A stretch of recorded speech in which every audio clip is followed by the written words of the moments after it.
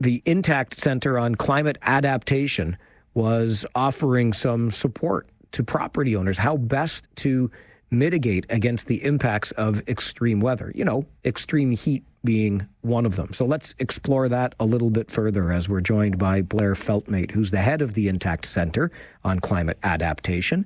Blair, it's always good to get you on the show. Good morning. Well, thank you very much for having me. How is it that property owners can help to mitigate those impacts of extreme weather, which of course we're seeing more and more of? Yeah, so there are three major perils that are problematic for people in the country: flooding, wildfire, and extreme heat. And there's a lot that people can do around their house to lower the chances of these things being a problem for them.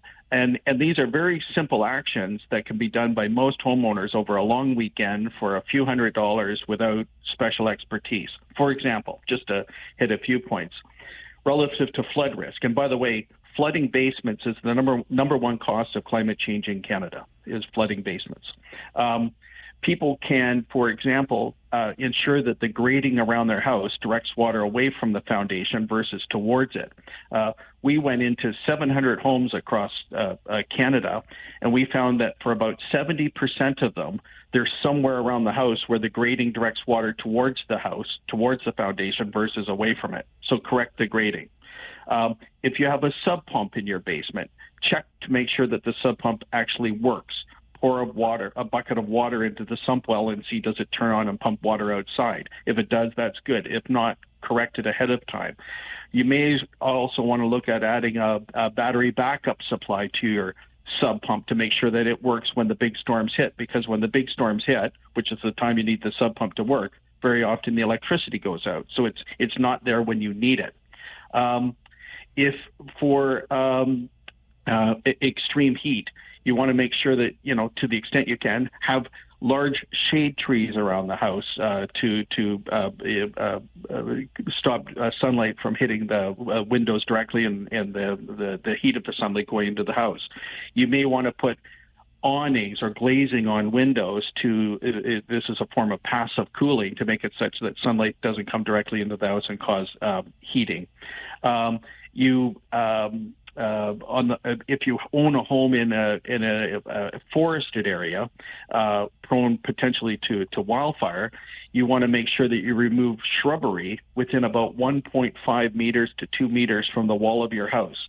You want non-burnable material there, because otherwise, if a fire comes through a region, that shrubbery will ignite and the heat transfers into the house and ultimately burns the house down. Don't store wood at your back door for convenience purposes, because obviously that's problematic if a fire comes through the region. If you're replacing the roof on your house and you live in a forested area, think about putting cement fiber shingles on the roof or a metal roof on your house for maybe an extra $8,000 or $10,000, which I'm not saying is inconsequential. But lots and lots of studies show that you can reduce the probability of a house burning down if fire comes through a forested region by 80 to 90% by having a roof that doesn't ignite. Embers landing on the roof is the primary factor that causes houses to burn down.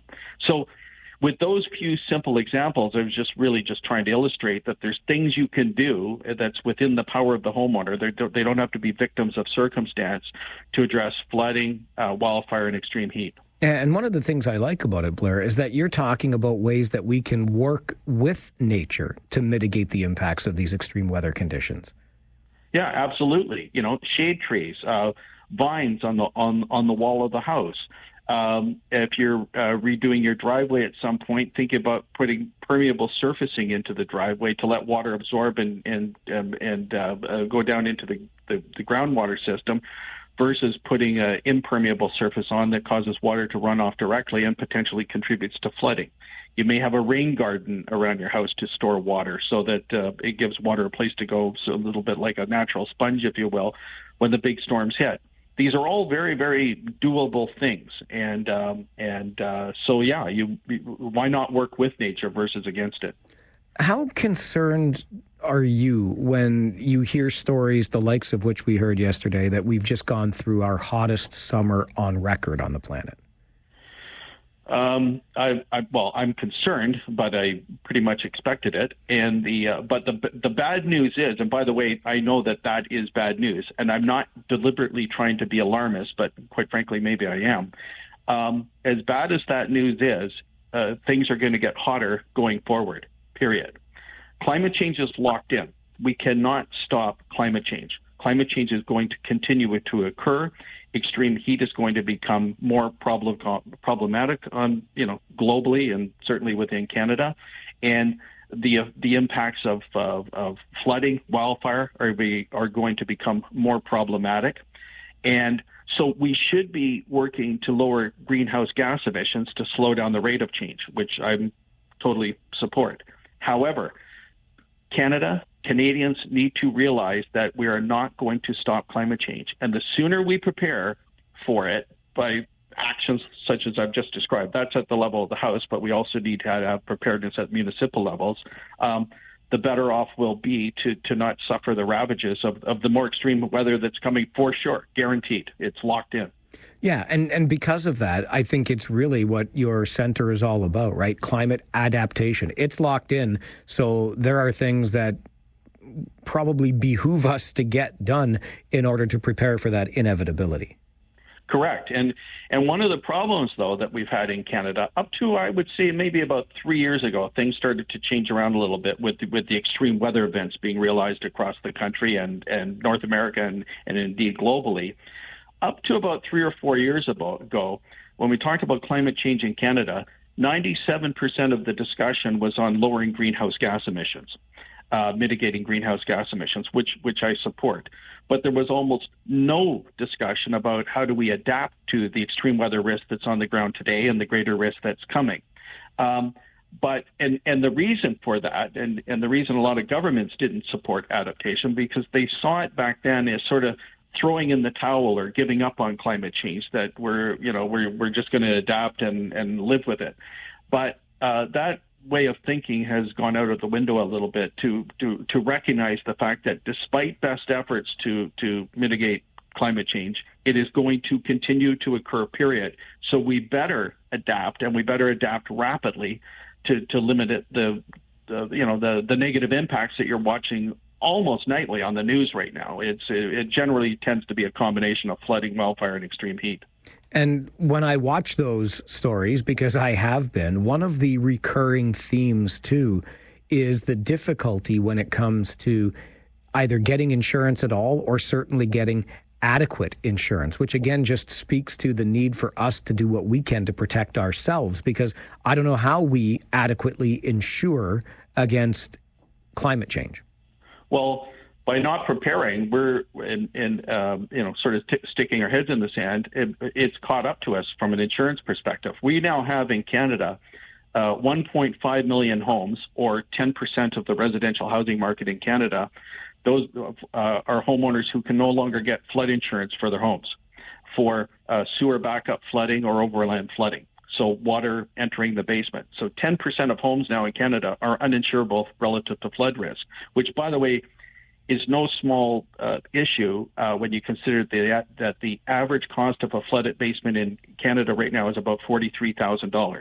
But without flood insurance, you can still get a mortgage. However, as we are now seeing in the United States and California, State Farm, Allstate, and others have stopped writing insurance coverage, new insurance coverage for fire in California, fire damage to homes. There's no reason to think that with increasing fire risk in Canada, that if we don't get a handle on it and put measures in place to mitigate community level and home level fire risk in wildfire regions, that fire insurance may start to become unavailable to homeowners in Canada. And that is problematic because to get a mortgage, you are required to have fire insurance. So if you can't get fire insurance and your mortgage is coming up for renewal, what do you do? So we need to build into our systems the protective measures to mitigate flood and wildfire risk. And then also now for extreme heat. For example, in 2021 in British Columbia, we saw 619 people die prematurely due to extreme heat in BC just about 3 years ago. We saw 86 people die in 2018 in Quebec due to extreme heat. And under both of these situations, these people died under quote unquote good circumstances. The electricity was running.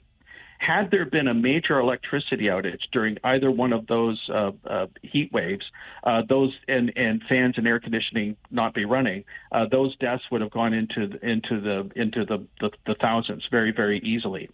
So we need to make sure that, particularly for apartment buildings and condos, that they have appropriate backup capacity in terms of electricity generation to run the building, to supply electricity to the building, to run fans and air conditioners for a period of 2 to 3 days in the event of an electricity outage during a heat wave. So all of this stuff is that which should have a sense of urgency in the country, these measures to put in place to deal with these extreme weather events that are only going to get more extreme going forward, period. The science is abundantly clear on this. I know that you have worked diligently at the Intact Centre on Climate Adaptation to make this as easy on us as possible. The most recent guidance that you and I have been talking about this morning, Blair, comes by way of an infographic. Where can we find this so that we can do some minor things to protect our own properties? Yeah, so for anybody, and this is all free, like this is not a commercial, if you just type Intact Centre on Climate Adaptation into the search, our website comes up instantly, and you will see instantaneously infographics that give you guidance on things you could do around your home this weekend to protect it from flooding, wildfire, or extreme heat. And it's all there. It's instant, and it's very, very understandable material. Blair, as always, I appreciate your time on the show. Thank you very much for joining us. Thank you very much for having me. Thank you.